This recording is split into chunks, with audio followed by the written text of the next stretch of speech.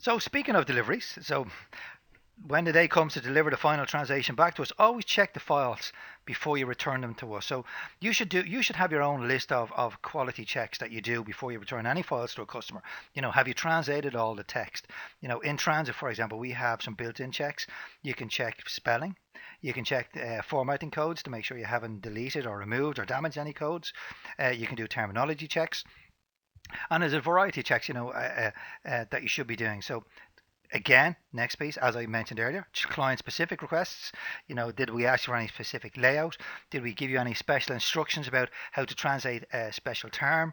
Use something in brackets, leave something in English, translate this term, leave this term in English.